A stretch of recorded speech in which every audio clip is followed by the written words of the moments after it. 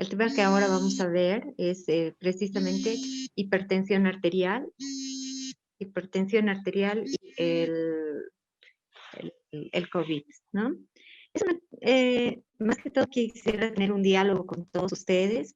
Entiendo que todos los que me han antecedido sí, se han explayado bastante en lo que es la parte de la explicación molecular y estoy muy contenta, pues no hay muchas cosas más que añadir. Simplemente hacer algunas puntualizaciones. Primero, ¿será que la hipertensión arterial sistémica representa un factor de riesgo para desarrollar la enfermedad del COVID? Pues lo que nos hablan los estudios o lo que nos demuestran las evidencias son que verdaderamente existe una correlación lineal entre lo que es la hipertensión arterial sistémica con el riesgo de la enfermedad por COVID-19. Cabe decir que tanto el COVID representa para la hipertensión un mayor factor de riesgo para que desencadene otros efectos adversos, otras complicaciones de la hipertensión per se, como también la hipertensión representa un riesgo para la infección, ¿no? Lo segundo que nosotros nos preguntamos, y es lo que nos hemos ido preguntando durante todo este tiempo, ¿será que los medicamentos antihipertensivos son inadecuados? Aquellos, por ejemplo, como los IECAS y los ARA-2, ¿será que estos medicamentos resultan ser contraindicados en el caso de tener un paciente COVID que, que resulte COVID positivo y que hubiese estado tomando medicación, ya sea con IECAS o hubiese estado siendo medicado con ARA-2? Pues simplemente la evidencia nos demuestra que no ha sido tanto la escuela americana como la escuela europea, nos han dejado ya en evidencia de que no es necesario modificar la terapia antihipertensiva, ni de los IECAS, ni de los ARA-2. ¿En qué se basa este fenómeno por el cual nosotros no debamos suspender o no represente un riesgo el hecho de que nosotros mediquemos a nuestros pacientes tanto con los ARA-2 o tanto con los IECAS? Bueno, sencillamente que nosotros podemos ver en el fenómeno fisiopatológico que tenemos los IECAS distribuidos no solamente a nivel de endotelio, no solamente a nivel de corazón, no solamente los tenemos distribuidos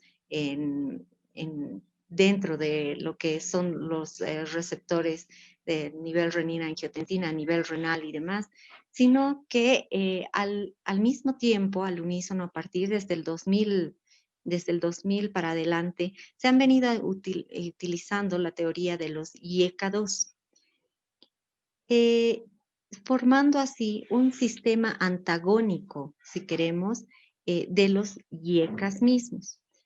Si bien los unos sirven para la regulación de lo que es la presión arterial a través de X mecanismos, sin embargo, los antagonistas, que en este caso resultan ser los IECA2, corresponden o tienen una función antagónica oponiéndose a estas funciones y poniendo en equilibrio la balanza como para que mantengamos una homeostasis adecuada y nuestro organismo pueda mantenerse con los valores de presión arterial adecuados, regulando todo lo que representa nuestro sistema renina, angiotensina, aldosterona.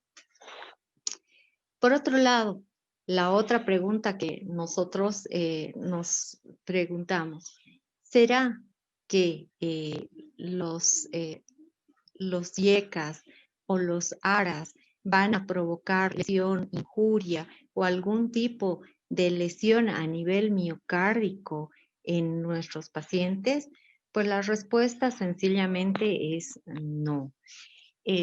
Nosotros, si nos damos cuenta, los pacientes que tenemos de manera crónica, que ya están diagnosticados de insuficiencia cardíaca o que ya tienen un diagnóstico previo de hipertensión arterial sistémica, que están siendo medicados con yecas o con aras, en este caso enalapril, losartán, valsartán, olmesartán, lisinopril, cualquier yeca o ara que nosotros estemos empleando, no representan un riesgo para desarrollar lesiones miocárdicas, ni mucho menos. Sin embargo, tenemos que recordar de que el COVID, al dañar o al copar los receptores ECAS, nos lleva a tener mayor injuria, mayor lesión, mayor injuria, mayor lesión del órgano cardíaco, derrames pericárdicos, y esto es muy importante a la hora de nosotros de evaluar a nuestros pacientes. Cuando nosotros tengamos la oportunidad de evaluar un paciente cardiópata, ya sea por hipertensión arterial sistémica o ya sea porque el paciente tiene derrame pericárdico o por una insuficiencia cardíaca congestiva, una insuficiencia cardíaca que esté descompensada, pues sí tenemos que ponerle oído y tenemos que ponerle el signo de interrogación si es que no se encuentra un cuadro de COVID-19 sobreañadido.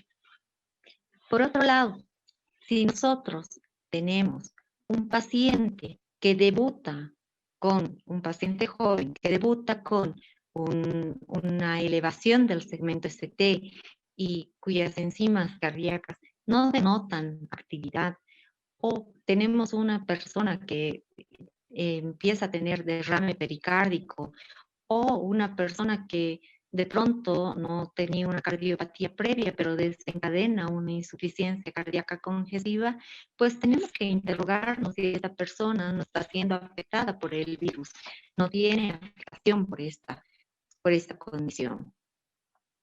Y finalmente, la recomendación que nosotros tenemos que realizar es la siguiente. La hipertensión per se es más dañina para el individuo que nosotros estamos medicando que el mismo COVID. Entonces, nosotros debemos mantener el tratamiento antihipertensivo con el cual nuestro paciente esté siendo medicado. Recordemos que los pacientes hipertensos no es simplemente el cambiarles del día para la mañana el antihipertensivo. El utilizar un antihipertensivo es como utilizar un anillo para el dedo. Es buscar un anillo que le calce a un dedo. Representa que cada persona, cada paciente requiere un antihipertensivo que actúe con un mecanismo apropiado que le provoque una normalización de sus valores de presión arterial, o lo que queremos que estén dentro de rangos aceptables que no sean peligrosos para su salud. Dentro de las afectaciones agudas de la hipertensión arterial, nosotros vamos a tener desde la crisis hipertensiva, el infarto de miocardio, vamos a tener el stroke o el infarto cerebral, vamos a tener el desprendimiento de la retina, ¿no? Y son lastimosamente entidades que van a ser más dañinas para el paciente, van a determinar que su calidad de vida sea disminuida. Y por otro lado, si nosotros pensamos que que le cambiamos el medicamento antihipertensivo y no alcanzamos el objetivo terapéutico, simplemente de manera crónica estamos lesionando el endotelio y estamos lesionando órganos blancos como son el cerebro, como son el corazón, como son los riñones. Entonces, a la larga vamos a tener una persona que vaya a vivir en diálisis por no tener un adecuado control de su presión arterial, o una persona que desencadene una cardiopatía hipertensiva y que disminuya francamente su calidad de vida.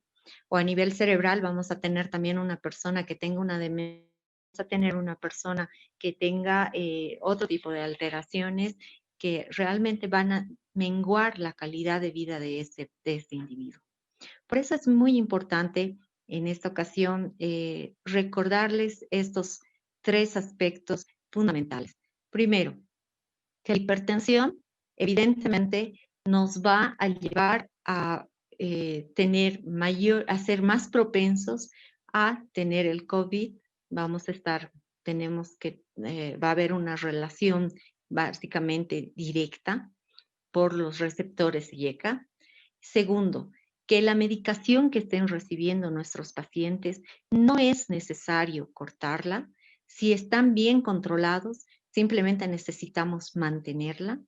Eh, Tercero, que la injuria o la lesión que nosotros podamos provocar al retirar un medicamento que está controlando a nuestros pacientes nos puede ser mayor que la lesión misma, que el efecto protector que pueda tener el uso tanto de los YECAS como de los ARAS en el caso del COVID-19. Y finalmente, nosotros tenemos que tomar en cuenta que tenemos la obligación de mantener los objetivos terapéuticos. Dentro de los objetivos terapéuticos, lo que nos esperamos para un hipertenso es que sea un valor menor a 140/90. Para un diabético esperamos un objetivo terapéutico menor a 130/80 milímetros de mercurio. Y para quien sea un paciente nefrópata o con indicios de una enfermedad renal, necesitamos un valor de 125/75 milímetros de mercurio. Entonces, eso es lo que nosotros tenemos que plantearnos al momento de evaluar a nuestros pacientes. Es importante recordar que nosotros podemos tener elevaciones de la presión arterial que no sean sostenidas, lo que implica que no son, hipertensos. Para la definición de hipertensión, nosotros tenemos que estar claros y reconocer que la hipertensión arterial debe ser sostenida por encima de los valores ya fijados, 140/90 para la hipertensión arterial estadio 1, 160, no, 100 para la hipertensión arterial sistémica estadio 2. Y tenemos que tener clara esta situación al momento de actuar con nuestros pacientes. Tener un criterio de reconocer, tanto en el cardiópata que es crónico, reconocer la posibilidad de que esté infectado con el COVID-19, como con aquel que ingresa debutando, ya sea con una injuria, con una lesión miocárdica, que la vamos a ver en el electrocardiograma como elevación del segmento ST, sin actividad enzimática, sin tener actividad enzimática visible. Segundo, ver aquellos pacientes que debutan con un derrame pericárdico o una miocarditis, ¿no? Y tercero, ver que nuestros pacientes de pronto con arritmias de larga data ya medicados, de pronto salen fuera de control y empiezan a taquicardizar. Entonces, son estos aspectos que nosotros tenemos que evaluar al momento de realizarnos, de preguntarnos al momento de realizar la evaluación de nuestros pacientes. Esto es lo que necesito que quede claro y quisiera conversarlo con ustedes. Si tienen preguntas para que podamos comenzar el diálogo, por favor. Muchas gracias, doctora. Aquellos que tuvieran pregunta, por favor, levanten la mano para habilitarlos. Tenemos una pregunta, doctora, de Chuquisaca, de Mojocoya. Adelante, doctor. Bueno, doctora, mientras habilita el audio, doctor, tenemos acá una pregunta en el chat. Dice, buenas tardes. Para el control adecuado de hipertensión arterial en paciente refractario, ¿cuál sería el manejo? Gracias. Cuando nosotros hablamos de hipertensión arterial sistémica refractaria, tenemos que recordar que estamos utilizando al menos 3 medicamentos antihipertensivos y dentro de ellos incluimos un tiazídico, ¿no? Estamos hablando de que ya podemos estar utilizando ya sea un YECA, como por ejemplo en Alapril y Cipril, estamos utilizando de pronto un bloqueante de calcio, por ejemplo, estamos utilizando amlodipino, y además estamos utilizando un diazídico dentro de los medicamentos, la medicación que le estamos dando. Y sin embargo, no alcanzamos el objetivo terápico adecuado. Primero tenemos que plantearnos si el paciente está cumpliendo con la dieta, que es lo más elemental. Del 100% de pacientes, el 60% de los pacientes hipertensos pues son muy sensibles o altamente sensibles a la sal. Quiere decir que de 10 pacientes, 6 tienen alta sensibilidad a la sal. Y hay pacientes que pueden ponerse de rodillas y jurar que no le han puesto ni gota de sal a la olla. Sin embargo, son pacientes que el primer alimento que están consumiendo con mayor cantidad de sal es el queso. Entonces hay que quitarles el queso de la alimentación de la dieta diaria. ¿Por qué? Porque si nosotros cuajamos la leche sin la sal, pues simplemente no tenemos la posibilidad de realizar este material. Segundo, tenemos que disminuir la sal en la alimentación común. Tercero, tenemos que disminuir la cantidad de pan que ingiere el paciente. Eso es muy importante, porque si no disminuimos la cantidad de sal en la alimentación, no vamos a tener adecuados controles de presión arterial. Segundo, si nosotros le estamos dando el medicamento antihipertensivo en los horarios pertinentes. No nos olvidemos que dentro de la hipertensión arterial nosotros tenemos los patrones dippers y non-dippers. Nosotros tenemos que procurar realizar tomas de presión arterial, ya sea en la mañana, en la tarde, en la noche, que en otras partes donde sí se puede realizar el mapa o el mapeo de 24 horas, nos permite verificar si es que estos pacientes tienen un patrón Dipper, es más alta la presión durante la mañana o más alta durante la noche, y de esa manera nosotros podemos regular o ajustar las dosis de los hipertensivos. En el caso de nosotros no contar con este instrumento, no estar al alcance o a la disponibilidad pronta, pues podemos hacer el tensiograma, aquello que hemos aprendido durante toda nuestra vida de formación. De modo que nosotros podemos verificar cuál es el patrón de comportamiento de esa hipertensión arterial. Si es que el patrón es mayor durante la mañana o durante la noche, para poder ajustar las dosis de los antihipertensivos de manera adecuada. Y finalmente, si este paciente, por ejemplo, nosotros tenemos que, este paciente es un paciente que, por ejemplo, está en diálisis, pues tenemos que tener el cuidado de ver en qué momento, después de su diálisis, nosotros administramos los medicamentos. Básicamente, las únicas combinaciones de medicamentos que estarían contraindicados serían el uso de YECAs y ARAs de manera simultánea. Después podemos echar mano de todo el arsenal antihipertensivo que nosotros vayamos a tener. Es más, se puede echar mano de este arsenal antihipertensivo para utilizar mínimas dosis y evitar también efectos adversos mayores en los pacientes en los cuales estamos utilizando.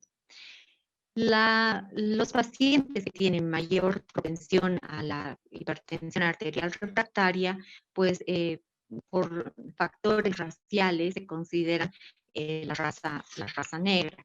Sin embargo, podemos nosotros utilizar o emplear, por ejemplo, en este caso funcionan mejor los bloqueantes, los antagonistas de calcio, que van a ser como por ejemplo el amlodipino y los diazídicos, ¿no? Dentro de la combinación que nosotros vayamos a elegir.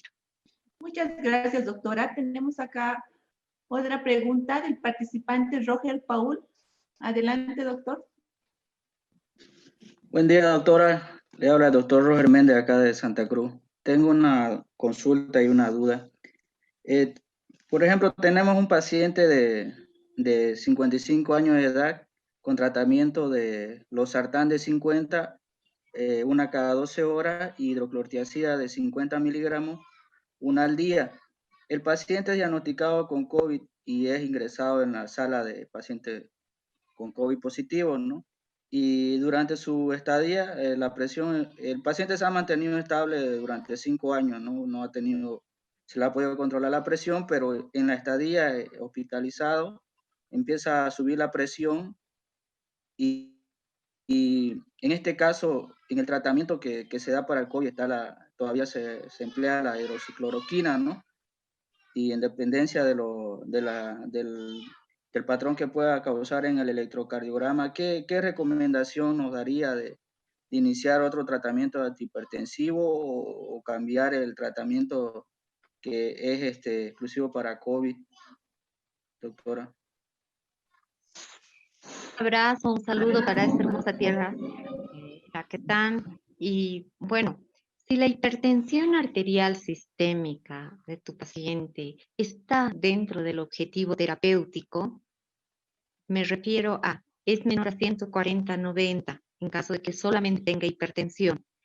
O si tu paciente además es diabético, tiene que ser menor a 130/80. O si tu paciente, por ejemplo, además tiene complicación renal, enfermedad renal, tenemos que llevarlo un poco más abajo, 125/75. Si está dentro del rango terapéutico, la recomendación es que no modifiques el esquema antihipertensivo que él estaría utilizando. No hay necesidad de modificar ese esquema antihipertensivo. Sin embargo, si esa hipertensión no está controlada y te sale por encima de esos rangos que te he mencionado, pues vale la pena añadir o modificar la medicación antihipertensiva. Puedes utilizar losartán cada 12 horas, cada 8 horas, el número de veces que quieras, pero no va a cambiar el valor de la presión arterial mientras no cambies el mecanismo de acción. Me refiero a que, por ejemplo, yo soy esta paciente, estoy utilizando el losartán, pero resulta que yo solamente tengo hipertensión. En este caso, mi objetivo terapéutico es llevarme por debajo de 140/90, ¿no es cierto? Si ese es mi objetivo terapéutico y resulta que mi presión arterial está en 150 o está en 160, está elevada, entonces lo que yo te recomiendo es que nosotros hagamos la modificación del mecanismo de acción de la droga. En lugar de utilizar arados, nosotros podríamos utilizar un YECA, modificar por un YECA, o modificar por un bloqueante de calcio, o modificar por un tiacídico, o modificar por un beta bloqueante. Podríamos utilizar una otra alternativa terapéutica. Mientras no cambies el mecanismo de acción, aunque le des 10 tabletas al día de losartán, no te va a modificar el valor de la presión arterial porque estás echando mano de la misma técnica, del mismo mecanismo de acción.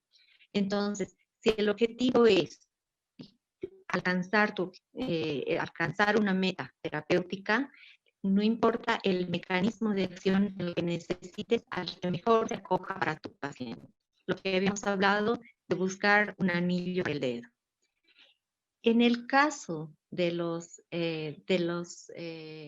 valores de presión arterial diastólica elevadas, por ejemplo, aquellas presiones que de pronto te son de 120/90, 120/100, 140/100, donde tienes un valor diferencial de la diastólica todavía más elevado, entonces quizás los vasodilatadores sean una mejor opción para tu paciente, ¿no? Entonces, esa es la recomendación. Si acaso no alcanzas el objetivo terapéutico, entonces debes modificarle. Pero si es que tú estás alcanzando el objetivo terapéutico, mantente tranquilo, porque lo importante es que esa presión arterial no te dé problemas, ni agudos ni crónicos. Una pregunta de Entre Ríos, Tarija. Bueno, doctora, acá hay una pregunta en el chat que dice, Buenas tardes. En caso de utilización solo de calcio antagonistas, ¿hay alguna modificación o...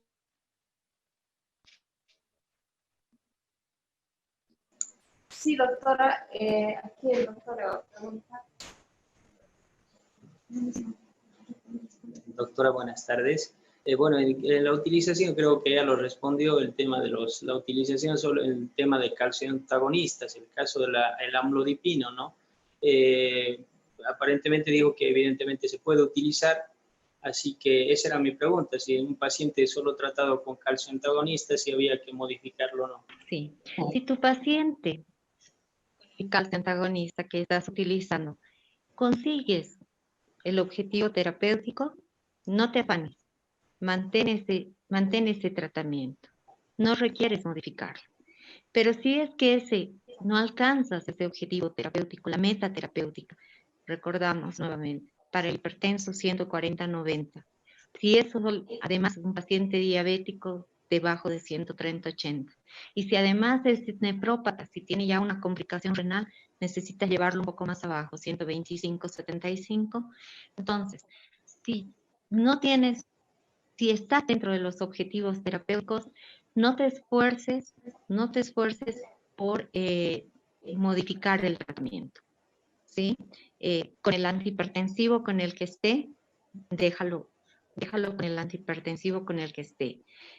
Ya sea que sea enalapril, ya sea que sea lisinopril, ya sea que sea losartán, ya sea que este sea amlodipino, ya sea que este sea hidroclorotiazida, ya sea que sea este atenolol, el que vayas utilizando, ¿sí?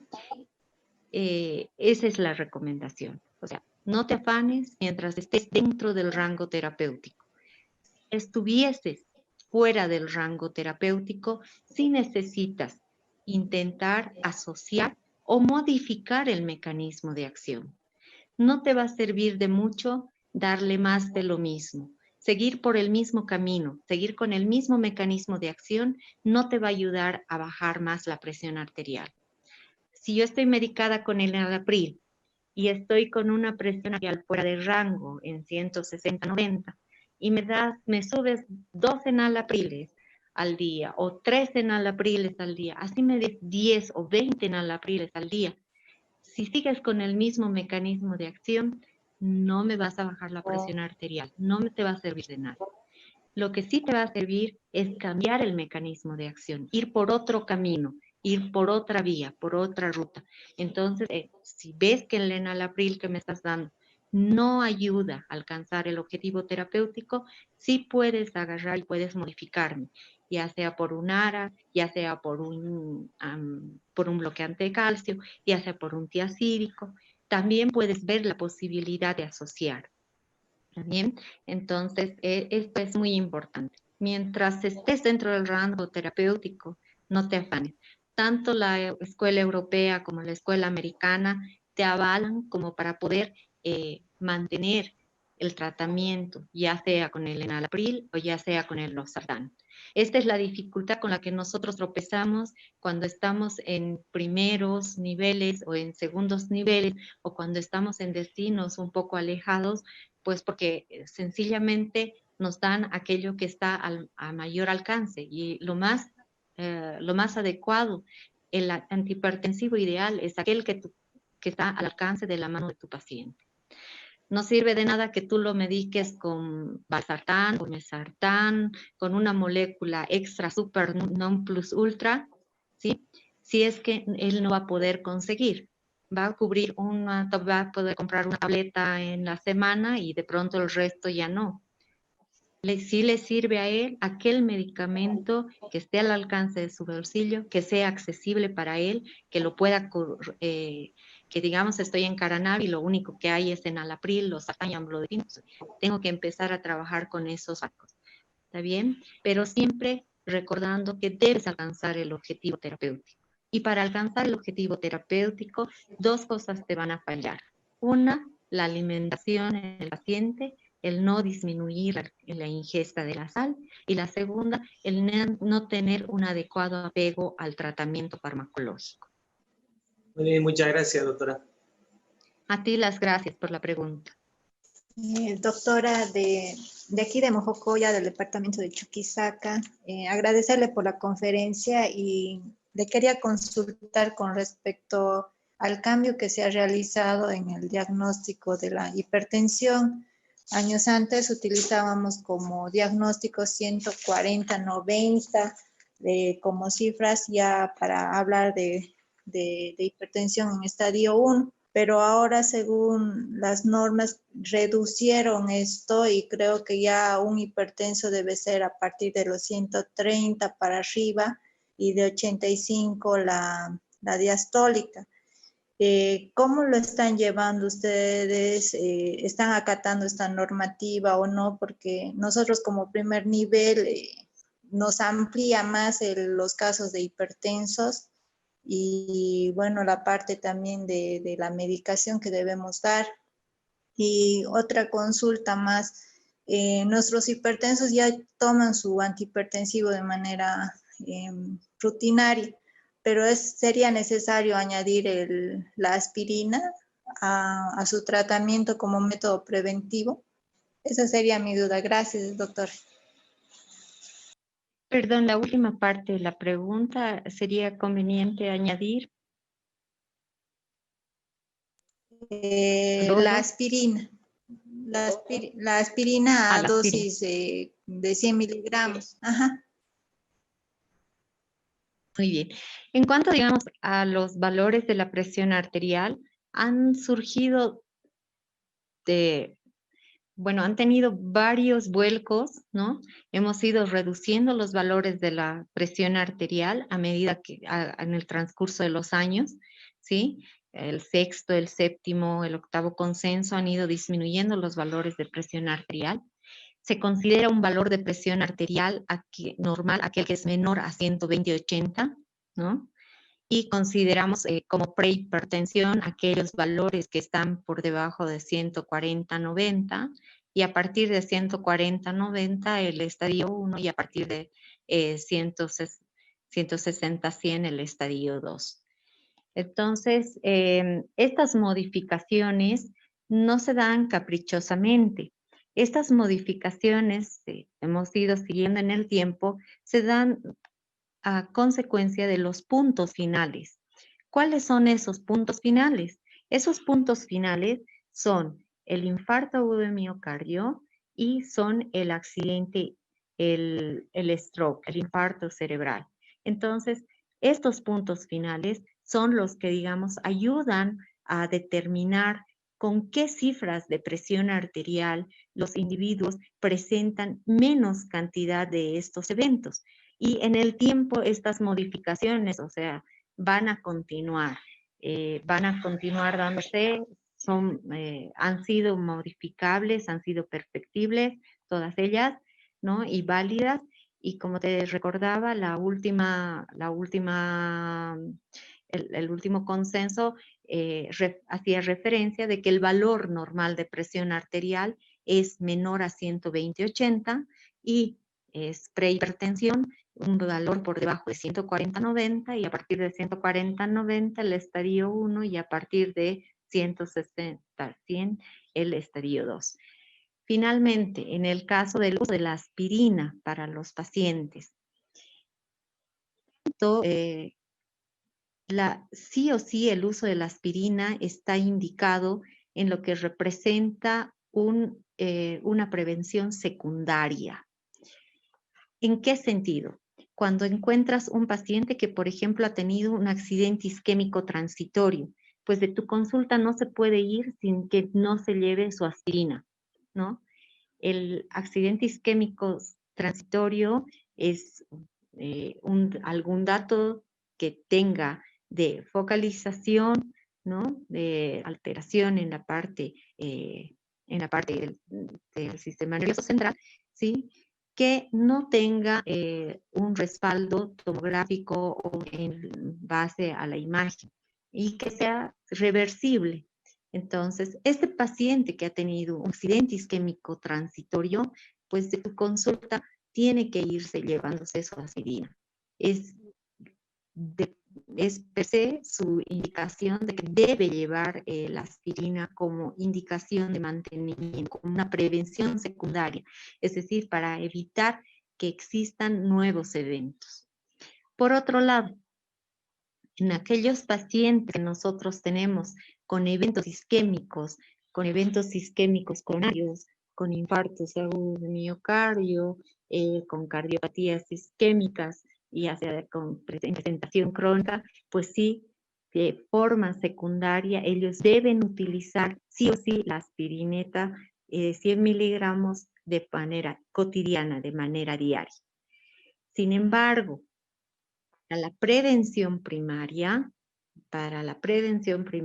es para la cual nosotros tenemos algunas observaciones. Y dentro de esas observaciones, ¿cuáles son? Si encontramos, por ejemplo, un anciano frágil, un anciano que de pronto puede sufrir caídas y de pronto el antiagregante podría ser más peligroso, más nocivo para el paciente. O en el caso de que tengamos un paciente con una gastritis atrófica que pueda llevarte a un sangrado digestivo y obviamente va a terminar en una hemorragia digestiva y te va a hacer más contraproducente el darle la aspirineta, sí o sí, mantenerle la aspirineta como prevención primaria. En el caso de la prevención secundaria no tiene discusión, sí o sí se la debe estar, ¿no? Pero en el caso de la prevención primaria tienes que tomar en cuenta esos aspectos para poder ser lo más inocua posible con tu paciente. ¿Qué medicamentos debemos usar en pacientes hipertensos descompensados con COVID-19?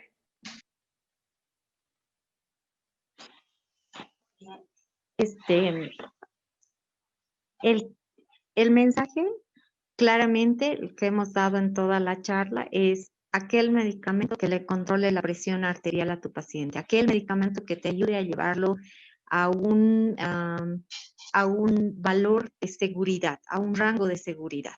Hemos hablado de los objetivos terapéuticos, los hemos repetido, 140-90, 130-80, 125-75. El que te ayude a llevar a ese rango terapéutico, ya sea 1 o 2 antihipertensivos o 3 antihipertensivos que necesites, estos son los que debes mantenerle y los ideales. Sin embargo, si el cuestionamiento va, si es que nosotros tenemos que utilizar el enalapril o nosotros podemos utilizar el lisinopril o podemos utilizar el losartán o podemos utilizar el valsartán o podemos utilizar el olmesartán o podemos utilizar estas moléculas sin ningún tipo de peligro en los pacientes COVID, pues sí, es posible que nosotros podamos mantener la terapia tanto con los YECAS como con los DARS. Sí podemos hacerlos sin ningún tipo de peligro, porque esta es la comunicación oficial de las sociedades, tanto a nivel de la Sociedad Americana de Cardiología como de la Sociedad Europea de Cardiología. Entonces, sí estás avalado para mantener y para utilizar. Si con enalapril tú le estás controlando la presión arterial en un rango ideal a tu paciente, puedes mantenerla. Si con losartán es que estás tú ayudando a que tu paciente alcance el objetivo terapéutico ideal, puedes mantenerlo. No requieres cambiar el antihipertensivo, no requieres modificar. Si es que nosotros nos estamos enfrentando a un paciente COVID-19 que está debutando con hipertensión arterial sistémica, de pronto caigo con el COVID-19 en el hospital de clínicas y me toman la presión, el registro de la presión y resulta que estoy en 150-90, mañana estoy en 140-90 y de aquí pasado estoy todavía con 140-90, entonces me dicen, usted está hipertensa, su hipertensión es sostenida, por lo tanto tenemos que medicarla. Entonces, nosotros recordemos que anteriormente teníamos los pasos de ir primero del IECA, luego al ARA, ¿no es cierto? Luego los diazídicos, luego los calcio antagonistas y finalmente como última opción los beta bloqueantes. Esa era la escala o la gradación que nosotros utilizamos. Pero ahora, como que esa escala está liberada. Muchas gracias, doctora. Y tenemos una última pregunta más, que es de Chuquisaca, de Culpina. Nos dice, paciente de 80 años de edad, con antecedentes de asma desde la juventud, varices en miembros inferiores y Chagas hace más de 25 años. ¿Qué indicación o contraindicación hay en el uso de aspirina? Si nosotros tenemos un paciente con una patología, con una patología que provoca broncoespasmo, pues lo último que tenemos que darle en antihipertensivos van a ser los betabloqueantes, ¿no? Eso tenemos que tenerlo claro. No podríamos utilizar atenolol, no podríamos utilizar betabloqueantes que vayan a provocar mayor broncoespasmo.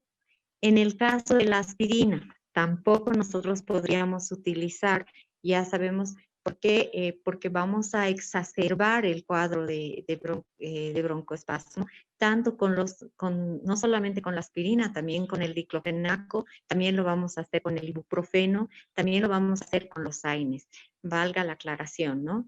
Entonces tenemos que tener cuidado con la aspirina, tenemos que tener cuidado con el diclofenaco, tenemos que tener cuidado con el ibuprofeno, tenemos que tener cuidado con los beta bloqueantes.